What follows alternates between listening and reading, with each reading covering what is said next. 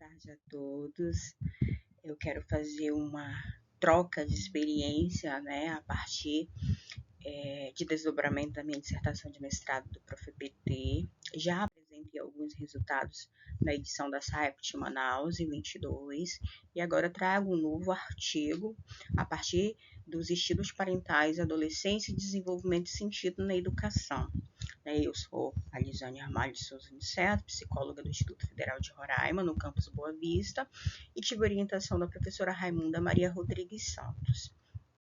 Esse artigo, contextualizando, como eu disse, um desdobramento da minha dissertação, que pensou sobre a violência que atravessa as escolas brasileiras, que tem uma das escolas mais violentas do mundo, com dados críticos em relação ao abuso verbal dos alunos contra professores e também entre eles, bullying e outras violências que acontecem nas relações de sociabilidade.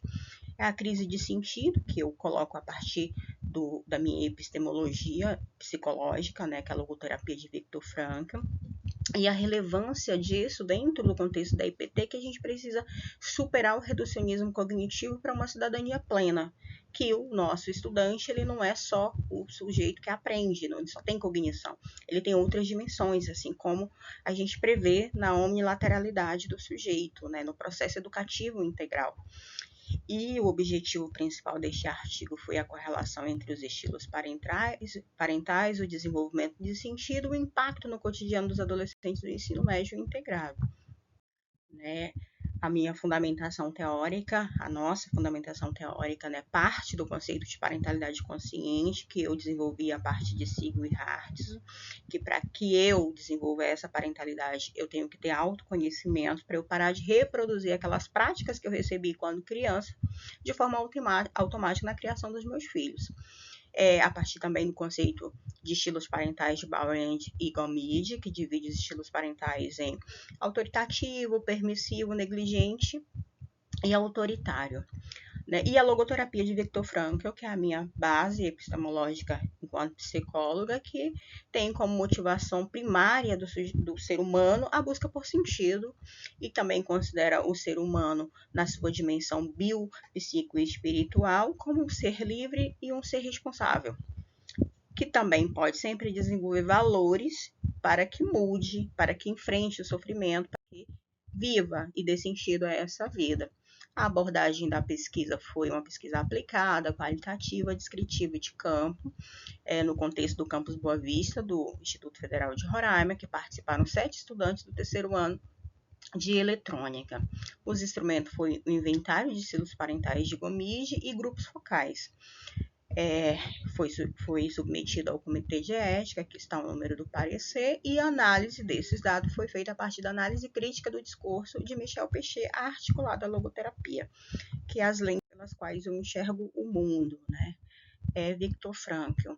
E aí eu trago como principais resultados, o dado alarmante dessa vulnerabilidade, que é a prevalência de estilos parentais de risco entre os participantes. As práticas parentais desses pais são muito negligentes, autoritárias, baseadas na oscilação do tratamento de silêncio, e que esses adolescentes não se sentiam escutados, se sentiam invalidados na maioria das vezes.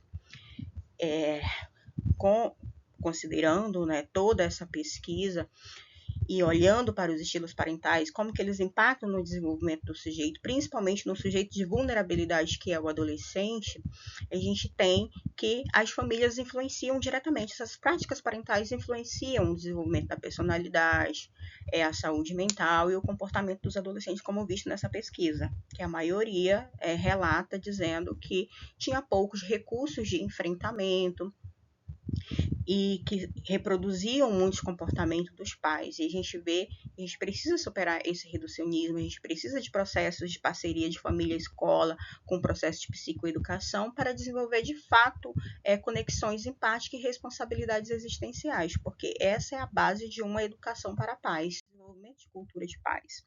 Agradeço à comissão organizadora por esta oportunidade.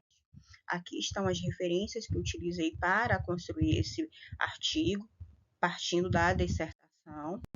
Estes são os nossos contatos, meu e da professora Raimunda, e foi muito bom estar com vocês. Agradeço imensamente essa oportunidade.